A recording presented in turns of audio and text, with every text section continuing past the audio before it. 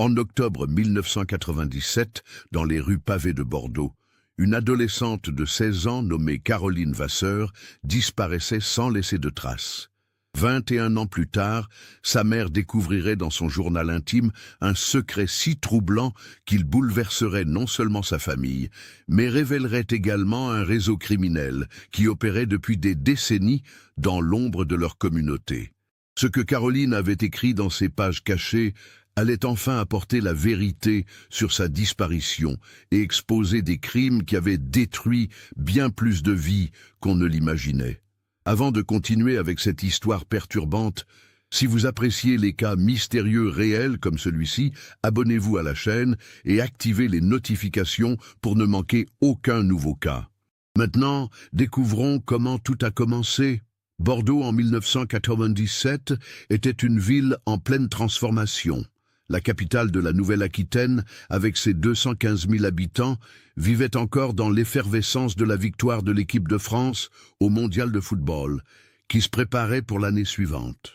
Les quais de la Garonne commençaient tout juste leur rénovation, qui transformerait le visage de la ville dans les années à venir.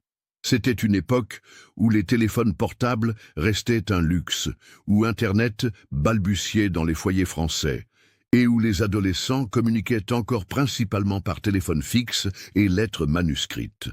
Dans le quartier de Codéran, un secteur résidentiel prisé à l'ouest de Bordeaux, la famille Vasseur menait une vie tranquille dans leur pavillon de la rue des Écoles. Bernard Vasseur, 42 ans, travaillait comme contremaître dans une usine de construction mécanique de la zone industrielle de Bordeaux-Lac. Martine, son épouse de 39 ans, exerçait comme infirmière à l'hôpital Saint-André dans le centre-ville. Leur fille unique, Caroline, était une lycéenne studieuse de 16 ans qui préparait son baccalauréat littéraire au lycée Camille Jullian, l'un des établissements les plus réputés de Bordeaux. Caroline était ce qu'on appellerait aujourd'hui une adolescente équilibrée. Mesurant 1,65 m, aux cheveux châtains qu'elle portait souvent en queue de cheval, elle avait hérité des yeux verts de sa mère et du tempérament déterminé de son père. Ses professeurs la décrivaient comme une élève consciencieuse, peut-être un peu trop perfectionniste, qui excellait particulièrement en français et en histoire. Elle participait au club de théâtre du lycée et nourrissait le rêve de devenir journaliste après ses études. Ses amis la considéraient comme quelqu'un de fiable, toujours prête à écouter leurs problèmes, mais paradoxalement assez secrète sur sa propre vie. Sophie Gauthier, sa meilleure amie depuis la 5e, se souvenait plus tard que Caroline était devenue plus distante durant les dernières semaines précédant sa disparition. Elle semblait préoccupée, comme si quelque chose la tracassait, mais quand je lui demandais ce qui n'allait pas, elle changeait de sujet, témoignerait Sophie des années plus tard. La routine de Caroline était immuable. Chaque matin, elle prenait le bus ligne 1 à 7h45 devant l'arrêt de la rue des Écoles pour rejoindre le lycée Camille Jullian, situé cours de la baie de l'Épée, près de la place Gambetta. Les cours se terminaient généralement vers 17h, et elle rentrait soit directement à la maison, soit s'arrêtait à la bibliothèque municipale de Mériadec pour travailler ses devoirs dans le calme. Le mardi 21 octobre 1997 avait commencé comme tous les autres jours d'automne à Bordeaux. Le thermomètre affichait 12 degrés, typique pour cette période de l'année, et un léger crachin caractéristique du climat océanique de la région tombait sur la ville depuis le matin. Caroline avait quitté la maison à son heure habituelle, embrassant sa mère qui partait pour sa garde de jour à l'hôpital. Bernard était déjà parti au travail depuis 6h30. « À ce soir, maman, je rentrerai peut-être un peu tard. J'ai une réunion du club de théâtre », avait dit Caroline en enfilant son manteau bleu marine. Ces mots résonnaient encore dans la mémoire de Martine 20 ans plus tard, car ils furent les derniers qu'elle entendit de sa fille. Au lycée, la journée de Caroline suivit son cours normal. Elle assista à ses cours de français avec Madame Blanchard, de philosophie avec Monsieur Giraud et d'éducation physique avec Monsieur Marc Lefebvre. Ce dernier cours se déroulait dans le gymnase de l'établissement, un bâtiment annexe construit dans les années 1980, équipé de vestiaires séparés pour les garçons et les filles. Marc Lefebvre, âgé de 34 ans en 1997, enseignait l'éducation physique au lycée Camille Julien depuis 8 ans. Sportif de constitution, ancien joueur de handball en équipe régionale, il était apprécié par la plupart des élèves pour ses méthodes d'enseignement dynamiques. Marié et père de 2 enfants, il habitait un appartement dans le quartier de Bacalan avec sa famille. Rien dans son comportement apparent ne laissait transparaître quoi que ce soit d'inquiétant. Selon les témoignages recueillis plus tard, Caroline avait participé normalement au cours d'éducation physique ce mardi-là. L'activité du jour était la gymnastique au sol, et les élèves s'étaient changés dans les vestiaires comme d'habitude. Lefebvre avait donné ses instructions, corrigé les mouvements des élèves, et le cours s'était terminé à 16 heures, comme prévu. Sophie Gauthier, qui partageait ce cours avec Caroline, se souvenait parfaitement de ce moment. Caroline semblait normale pendant le cours. On a même ri ensemble quand je n'arrivais pas à faire une roulette correctement. Mais quand on est sorti des vestiaires après s'être changé, j'ai remarqué qu'elle regardait souvent vers le bureau de Monsieur Lefebvre. Elle avait l'air, nerveuse. Après le cours d'éducation physique, Caroline avait encore 1 heure d'études avant la fin de la journée scolaire. Elle s'était rendue en salle d'études comme d'habitude, avait travaillé sur ses devoirs de mathématiques et avait échangé quelques mots avec ses camarades. Rien d'inhabituel, selon tous les témoignages. À 17 ans, quand la sonnerie retentit pour marquer la fin des cours, Caroline rangea ses affaires dans son sac à dos Eastpak Bordeaux, celui que ses parents lui avaient offert pour ses 16 ans en juin. Elle salua Sophie et quelques autres amis, mentionnant qu'elle se rendait à la réunion du club de théâtre qui devait avoir lieu en salle 205. Mais Caroline ne se rendit jamais à cette réunion. Madame Terrier, la professeure de français qui supervisait le club de théâtre, attendit 20 minutes avant de commencer sans elle. C'était inhabituel pour Caroline d'être en retard, et encore plus de manquer une réunion sans prévenir, se souvenait-elle.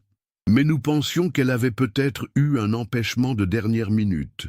Les caméras de surveillance de l'époque, encore peu nombreuses et de qualité médiocre, montraient Caroline sortir du lycée par l'entrée principale à 17h03.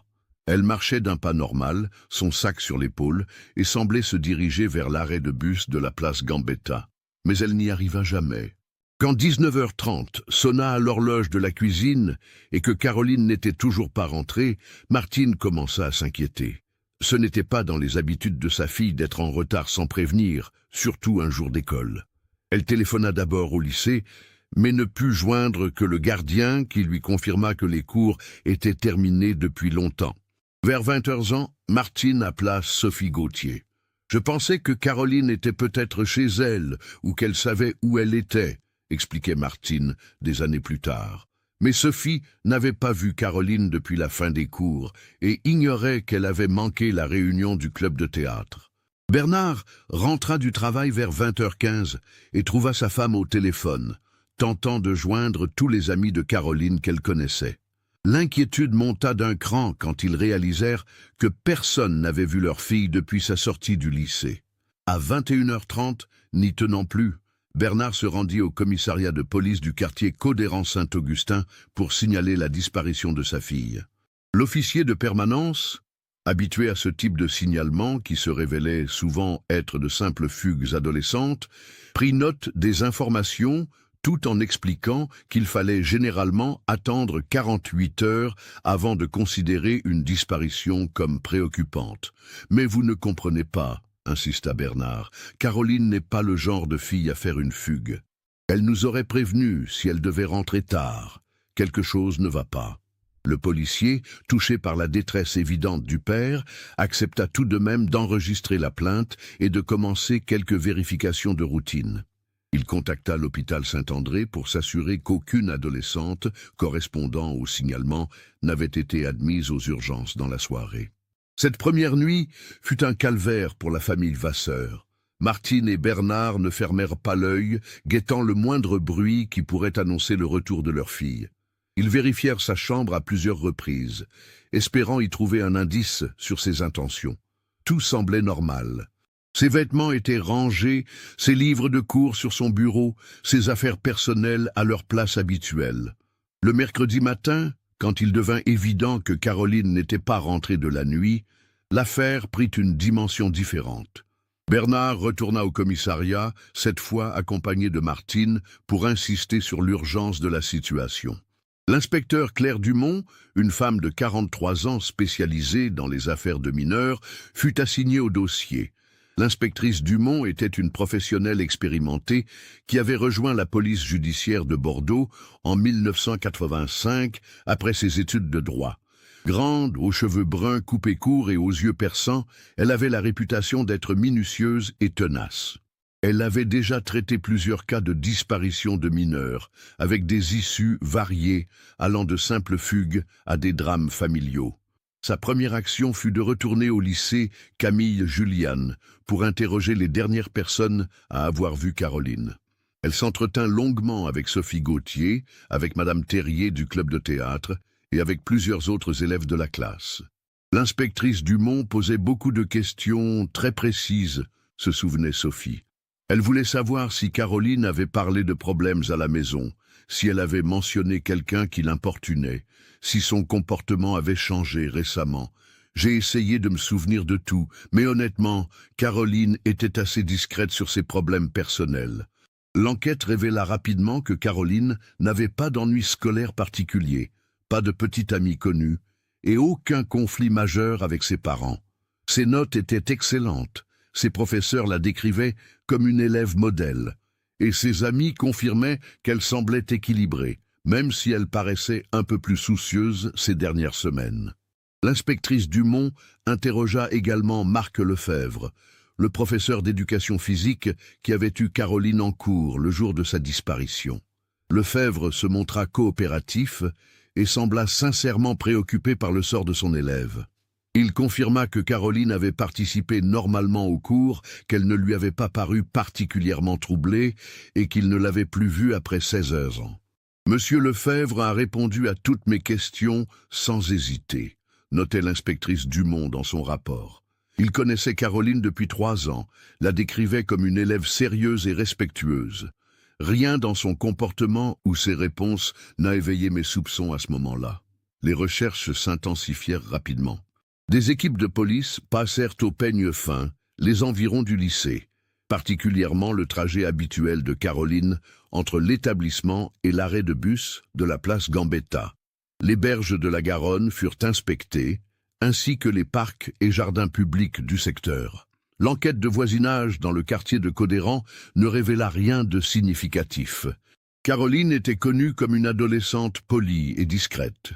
Personne ne l'avait vue le mardi soir après sa sortie du lycée, et aucun témoin ne se manifesta pour signaler quoi que ce soit d'inhabituel. Les analyses des relevés téléphoniques de la famille ne montrèrent aucun appel suspect. Caroline n'avait pas de téléphone portable, un luxe encore rare pour les adolescents en 1997, et les derniers appels passés depuis le domicile familial concernaient les recherches menées par ses parents le soir de sa disparition. Au cours des semaines suivantes, plusieurs pistes furent explorées sans succès. Un témoin affirma avoir vu une adolescente correspondant au signalement de Caroline dans une gare SNCF de Toulouse, mais la vérification révéla qu'il s'agissait d'une autre personne. Un autre témoignage évoquait une jeune fille aperçue en détresse sur l'autoroute A63 vers l'Espagne, mais là aussi, les recherches ne menèrent nulle part. L'hypothèse de la fugue fut minutieusement examinée. Les enquêteurs vérifièrent les comptes bancaires familiaux pour s'assurer qu'aucune somme d'argent n'avait été retirée. Ils interrogèrent les amis de Caroline pour détecter d'éventuels signaux précurseurs, mais tout indiquait qu'elle n'avait pas prémédité de quitter son domicile. Caroline aimait sa vie, insistait Martine lors de ses entretiens avec l'inspectrice Dumont. Elle avait des projets d'études, elle parlait de devenir journaliste, elle s'investissait dans le club de théâtre. Ce n'était pas une adolescente en rupture ou en rébellion.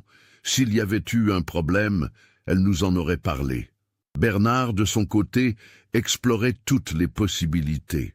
Il interrogeait lui-même les commerçants du quartier, affichait des photos de Caroline dans les lieux publics et multipliait les appels à témoins dans la presse locale. Le journal Sud-Ouest consacra plusieurs articles à la disparition et France 3 Aquitaine diffusa un appel à témoins dans son journal télévisé régional. 3 mois après la disparition, en janvier 1998, l'affaire était dans l'impasse. L'inspectrice Dumont avait exploré toutes les pistes traditionnelles sans résultat. Le dossier restait ouvert, mais les moyens humains furent progressivement réorientés vers d'autres enquêtes. Pour la famille Vasseur, commençait la longue épreuve de l'attente et de l'incertitude. Les années qui suivirent, la disparition de Caroline transformèrent profondément la famille Vasseur. Martine développa des insomnies chroniques et dut modifier ses horaires de travail à l'hôpital pour ne plus assurer de garde de nuit. Elle ne supportait plus de rentrer dans une maison vide le soir, hantée par l'absence de sa fille. Bernard, lui, canalisa sa douleur dans l'action.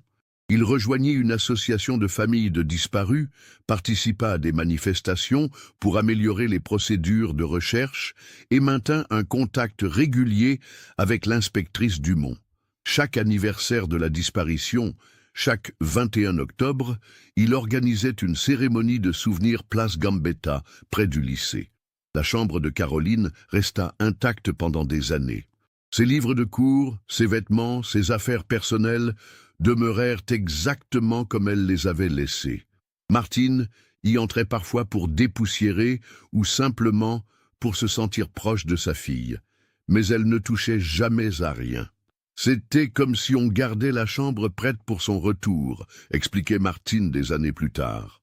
Rationnellement, on savait que les chances diminuaient chaque jour, mais émotionnellement, on ne pouvait pas accepter qu'elle ne reviendrait jamais. En 2002, 5 ans après la disparition, l'inspectrice Dumont prit sa retraite. Le dossier de Caroline fut transmis à son successeur, l'inspecteur Jean-Luc Martel, mais sans éléments nouveaux, l'enquête restait au point mort. Les Vasseur continuaient à espérer, alimentés par les rares témoignages qui parvenaient encore aux forces de l'ordre, mais aucun ne se révélait exploitable. En 2007, 10 ans après la disparition, Bernard et Martine organisèrent une cérémonie du souvenir plus importante que les précédentes. Ils espéraient que cette visibilité médiatique renouvelée ferait ressurgir des témoignages oubliés.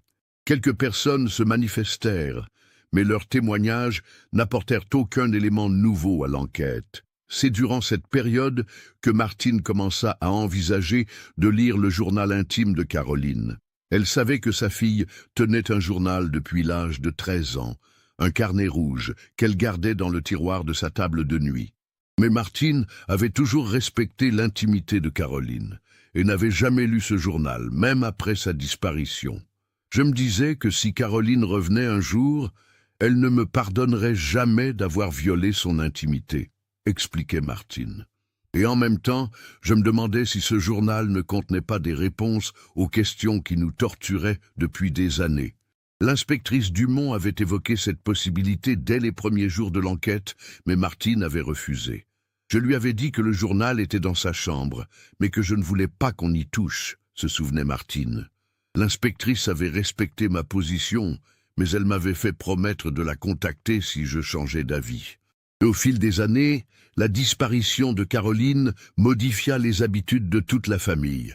Martine ne pouvait plus passer devant le lycée Camille Juliane sans ressentir une douleur physique.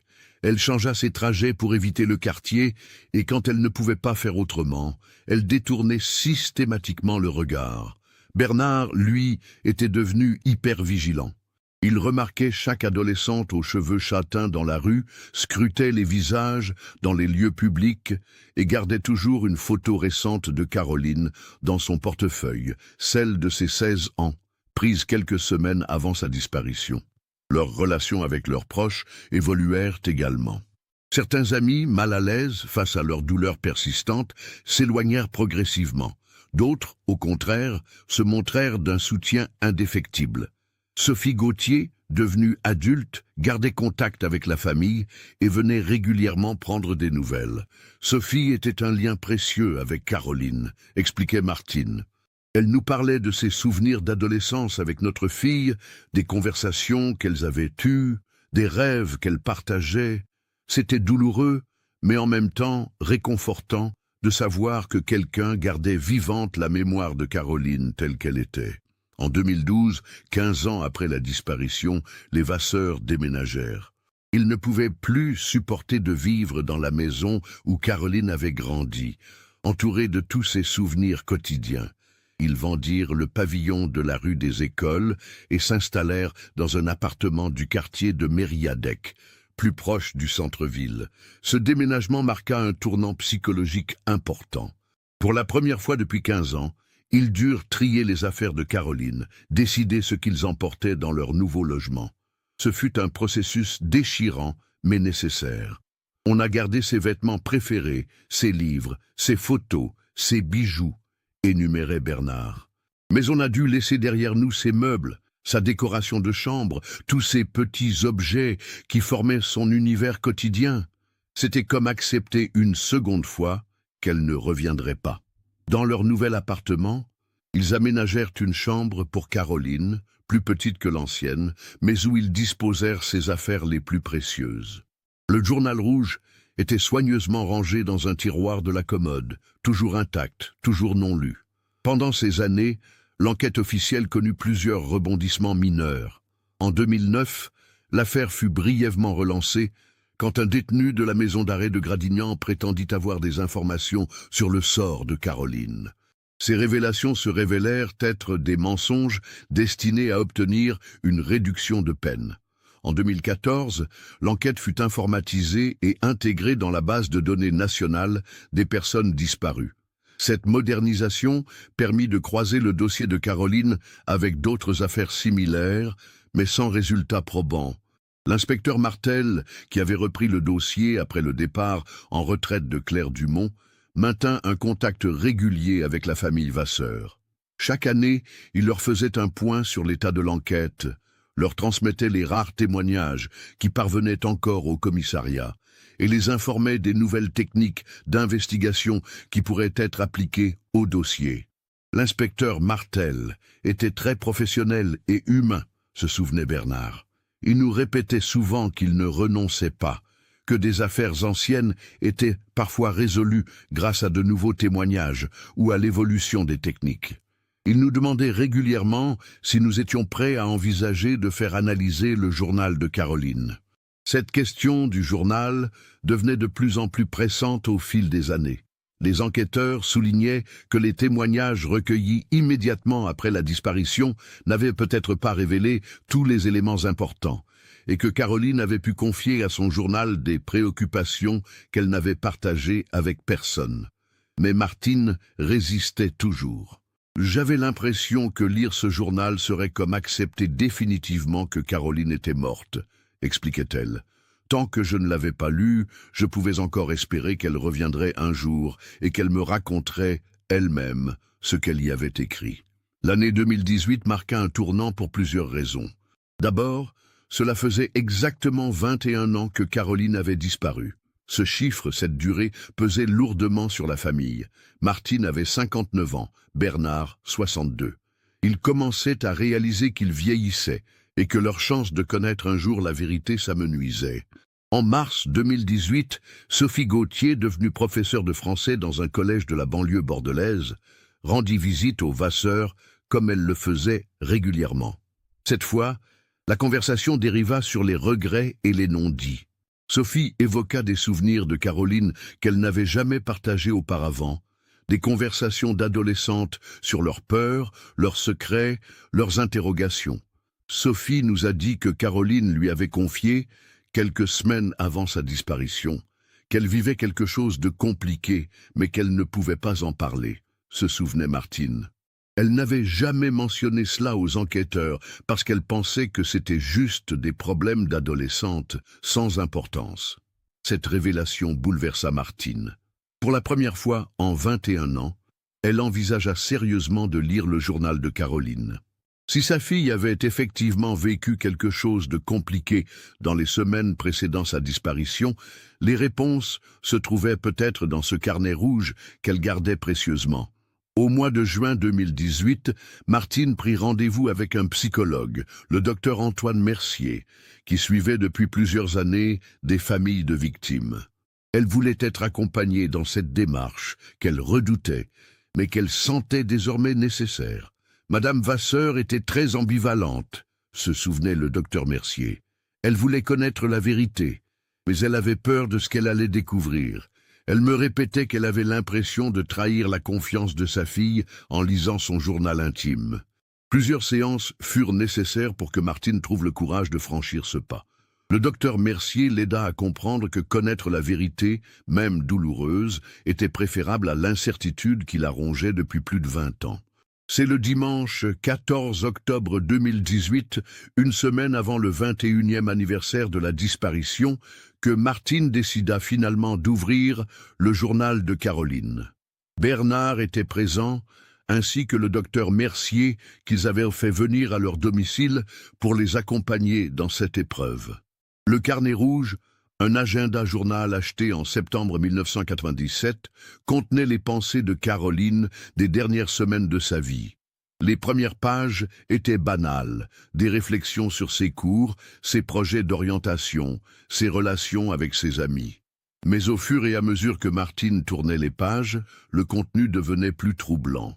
L'entrée du 3 octobre 1987 marquait un tournant. Caroline écrivait « Il s'est encore passé quelque chose aujourd'hui au gymnase. Je ne sais pas quoi faire. J'ai peur, mais je n'ose en parler à personne. Si je dis quelque chose, qui va me croire? Et puis, j'ai honte de ce qui s'est passé. » Martine sentit son sang se glacer. Elle continua à lire, la main tremblante, découvrant avec horreur ce que sa fille avait vécu durant ces dernières semaines. L'entrée du 8 octobre était encore plus explicite. Lefebvre a encore essayé de me parler seul à seul après le cours. Il dit qu'il a les photos et que si je parle à quelqu'un, il les montrera à tout le monde. J'ai tellement honte. Comment j'ai pu être aussi naïve? Et maintenant, comment je fais pour m'en sortir? Le journal révélait progressivement l'ampleur du chantage dont Caroline était victime. Marc Lefebvre, son professeur d'éducation physique, avait installé une caméra cachée dans les vestiaires des filles et avait filmé Caroline et d'autres élèves en train de se changer. Il utilisait ces images pour faire chanter les adolescentes, exigeant d'elles des services ou leur silence sous peine de diffuser les vidéos. L'entrée du 15 octobre, 6 jours avant la disparition, était particulièrement glaçante. J'ai découvert qu'il y a d'autres filles qui subissent la même chose. Sophie R. de la terminale S m'a dit que ça durait depuis des mois pour elle. Et ce n'est pas tout. Lefebvre ne garde pas les vidéos pour lui. Il y a tout un réseau. Sophie a vu des hommes venir récupérer des cassettes au gymnase. Ils payent pour ces images. Je ne peux plus supporter ça. Il faut que quelqu'un fasse quelque chose. La dernière entrée, datée du 20 octobre, la veille de la disparition, était la plus terrifiante. Demain, j'irai voir Madame la directrice. J'ai tout noté, tous les noms, toutes les dates. Sophie R, Émilie D, Marine L et moi. On est au moins 4 qu'il fait chanter. J'ai aussi noté les détails sur les hommes qui viennent chercher les cassettes. Sophie a réussi à noter une plaque d'immatriculation la semaine dernière. On ne peut plus laisser faire ça. J'ai peur de ce qui va m'arriver quand Lefebvre va découvrir que j'ai parlé, mais je ne peux plus vivre avec ce secret. Maman, papa, si vous lisez un jour ce journal, sachez que je vous aime et que je ne voulais pas vous faire de mal en gardant ça secret. J'avais trop honte pour vous en parler. Martine s'effondra en sanglots. Bernard, livide, fixait le journal sans pouvoir prononcer un mot. Le docteur Mercier les laissa évacuer leur émotion avant de les aider à réaliser l'importance de cette découverte. Nous venions de comprendre pourquoi Caroline avait disparu, expliquait Martine des années plus tard. Elle avait découvert un réseau de pédophiles qui opérait depuis notre lycée. Elle avait décidé de les dénoncer et il l'avait fait taire avant qu'elle puisse parler. Le lendemain matin, 15 octobre 2018, Bernard contacta immédiatement l'inspecteur Martel pour lui faire part de leur découverte. L'officier se rendit sur le champ, au domicile des Vasseur, pour examiner le journal. Quand j'ai lu ces pages, j'ai tout de suite compris qu'on tenait enfin une piste sérieuse, se souvenait l'inspecteur Martel. Les détails étaient trop précis, trop cohérents pour être inventés. Caroline avait minutieusement documenté ce qu'elle subissait, avec des dates, des noms, des descriptions. C'était une mine d'informations. L'inspecteur Martel contacta immédiatement le procureur de la République de Bordeaux pour l'informer de ces développements. Une réunion d'urgence fut organisée avec l'ensemble des services concernés, police judiciaire, brigade des mineurs et gendarmerie.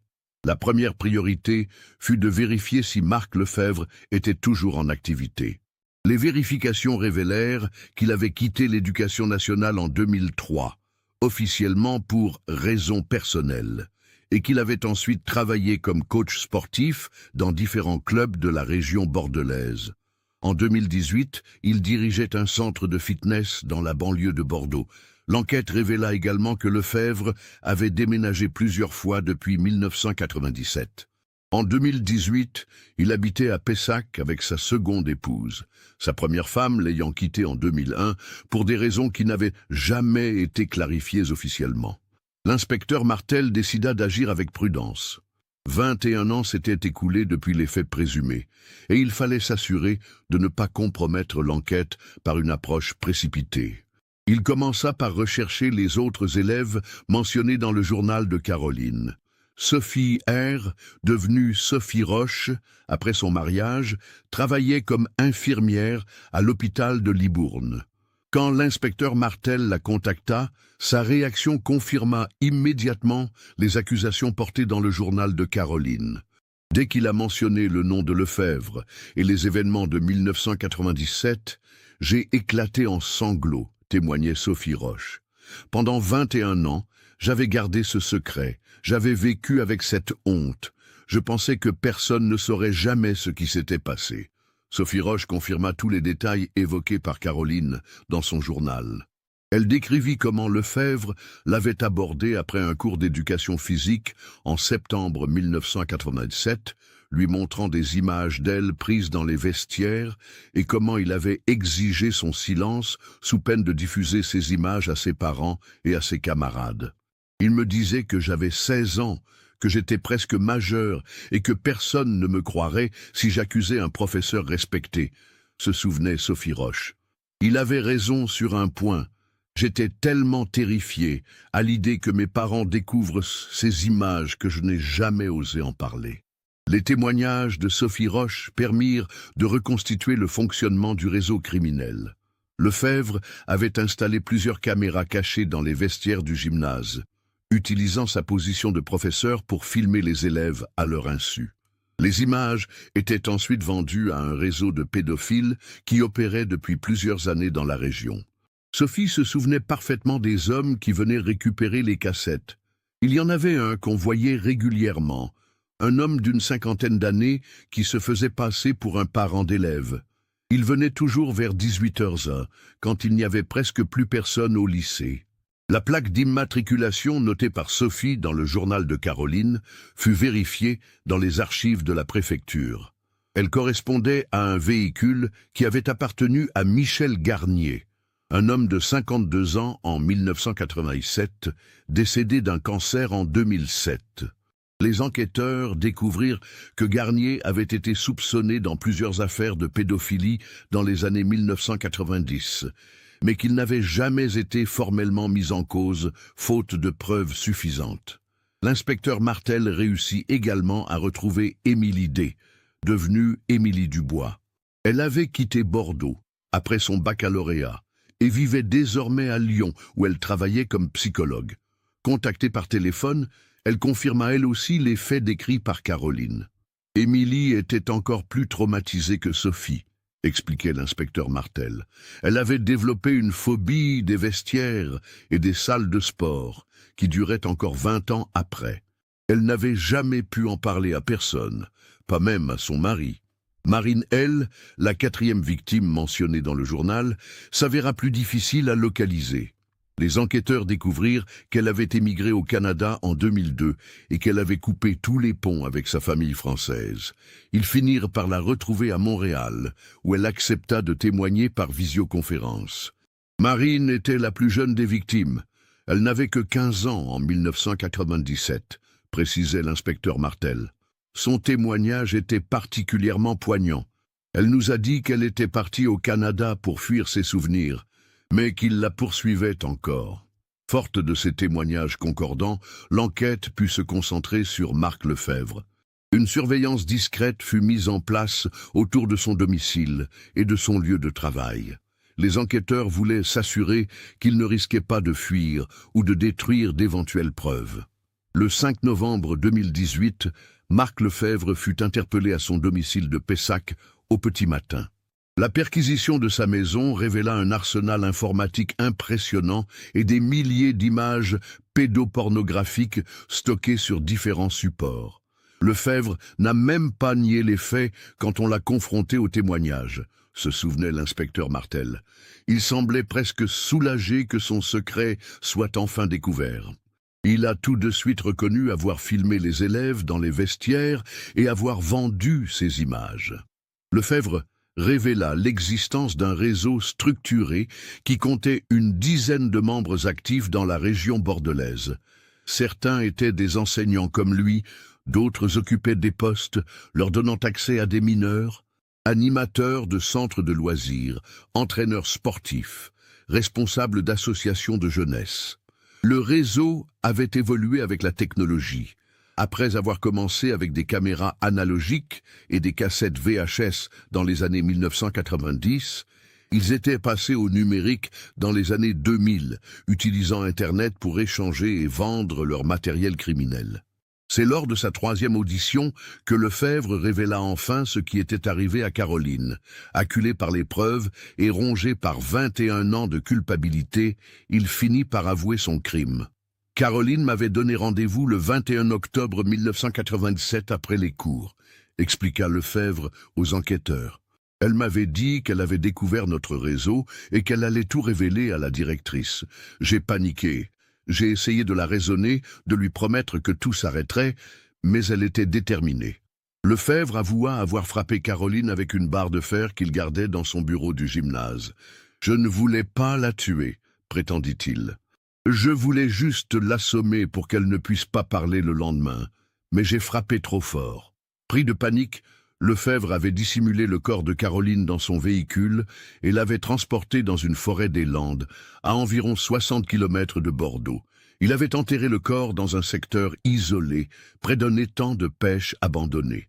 Il nous a donné des indications précises sur l'emplacement, rapportait l'inspecteur Martel. Il se souvenait parfaitement du lieu, parce qu'il y était retourné plusieurs fois au fil des années, hanté par ce qu'il avait fait. Le 12 novembre 2018, soit une semaine après les aveux de Lefebvre, une équipe de la gendarmerie et d'experts de l'Institut de recherche criminelle de la Gendarmerie nationale se rendit sur les lieux indiqués par le meurtrier. La zone était effectivement isolée, dans la commune de Sanguinet, dans les Landes. Un ancien étang de pêche privé qui avait été abandonné dans les années 1980 était entouré d'une forêt de pins denses.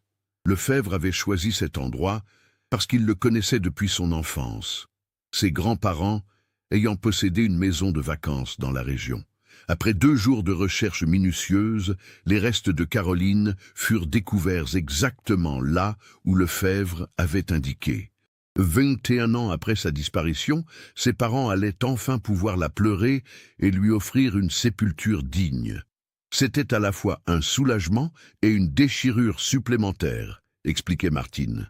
Soulagement de savoir enfin ce qui était arrivé à notre fille, mais déchirure de réaliser qu'elle était morte depuis le premier jour, qu'on avait espéré pendant 21 ans pour rien. L'expertise médico-légale confirma l'identité de Caroline grâce à ses dossiers dentaires. L'analyse des restes révéla des fractures du crâne compatibles avec les coups de barre de fer décrits par Lefebvre. Les aveux de Lefebvre permirent de démanteler l'ensemble du réseau pédophile qui avait opéré pendant des décennies dans la région bordelaise. 9 autres personnes furent arrêtées dans les semaines qui suivirent, dont 3 autres enseignants, 2 entraîneurs sportifs et 4 clients qui achetaient régulièrement du matériel pédopornographique. L'enquête révéla que le réseau avait fait des centaines de victimes depuis les années 1980. Certaines, devenues adultes, acceptèrent de témoigner malgré la douleur de revivre ces traumatismes. D'autres, trop marquées, préférèrent garder l'anonymat, mais apportèrent leur soutien moral à la procédure. Ce qui était particulièrement révoltant, c'est que certains de ces individus avaient continué leurs activités criminelles pendant toutes ces années, soulignait le procureur de Bordeaux. Ils avaient fait d'autres victimes qu'on aurait pu épargner si Caroline avait pu parler en 1997. L'affaire eut un retentissement national.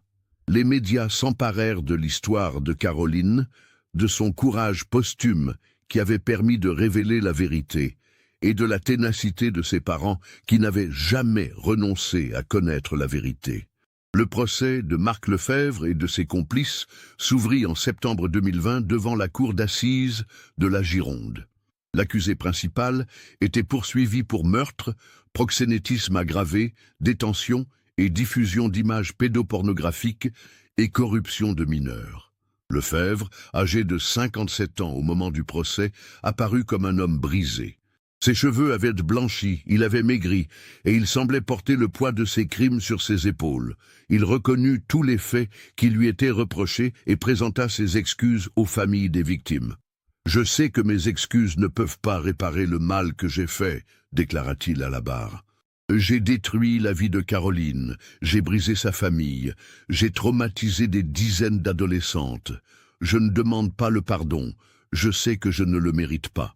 Je veux juste que la vérité soit dite pour que les victimes puissent tourner la page. » Le témoignage de Martine et Bernard Vasseur fut l'un des moments les plus émouvants du procès. Pendant 21 ans, on s'est demandé ce qu'on avait fait de mal, pourquoi notre fille était partie, déclara Martine. Aujourd'hui, on sait qu'elle n'est pas partie. Elle a été assassinée parce qu'elle avait le courage de dénoncer l'inacceptable. Sophie Roche, Émilie Dubois et Marine L., devenues témoignées depuis le Canada, décrivirent l'enfer qu'elles avaient vécu pendant des mois, puis pendant des années avec ce secret. Leurs témoignages permirent de mesurer l'ampleur des dégâts causés par le réseau. Ces femmes ont montré un courage extraordinaire en acceptant de témoigner, soulignait l'avocat des parties civiles. Elles ont permis que justice soit rendue, non seulement pour Caroline, mais pour toutes les victimes de ce réseau. Après 3 semaines de débat et 6 heures de délibération, la cour d'assises rendit son verdict. Marc Lefebvre fut condamné à la réclusion criminelle à perpétuité avec une période de sûreté de 22 ans pour le meurtre de Caroline et l'ensemble de ses crimes. Ses complices écopèrent de peines allant de 8 à 15 ans de réclusion criminelle selon leur degré d'implication dans le réseau et le nombre de victimes concernées. Cette décision ne nous rendra jamais Caroline, commenta Bernard Vasseur à la sortie du palais de justice. Mais elle permet que justice soit rendue et que d'autres familles n'aient pas à vivre ce qu'on a vécu.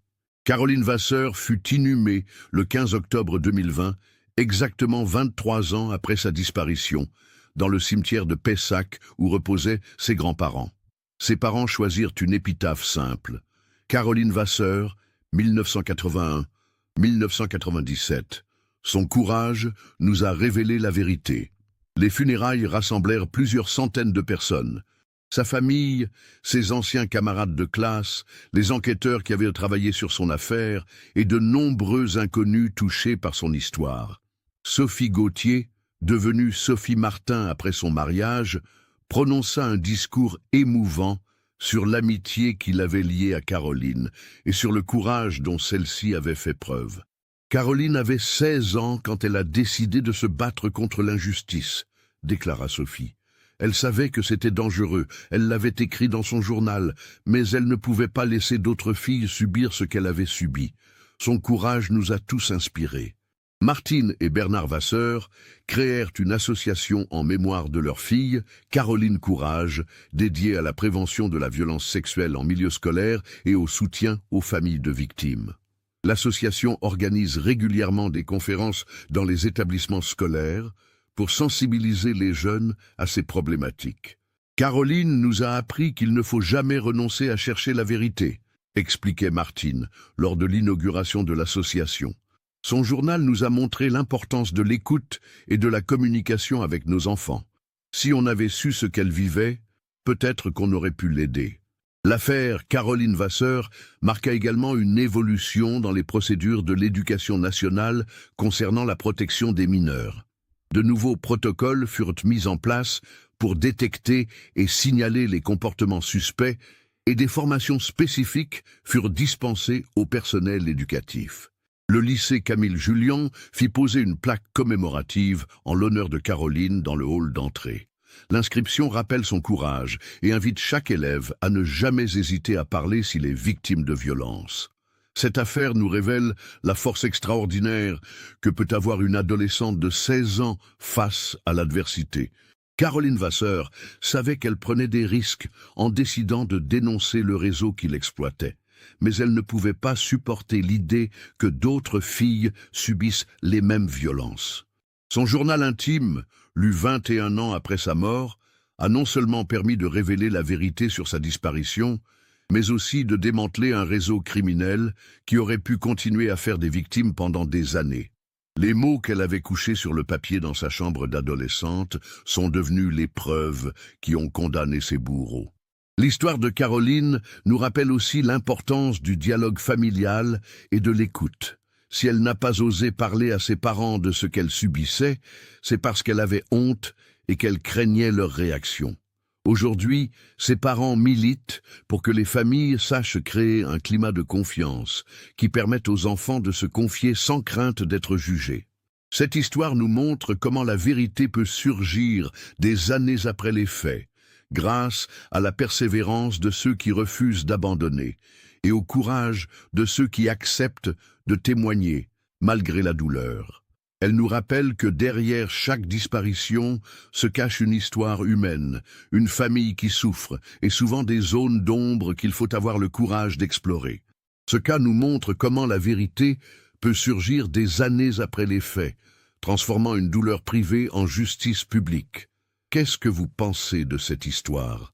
Avez-vous perçu les signaux tout au long du récit?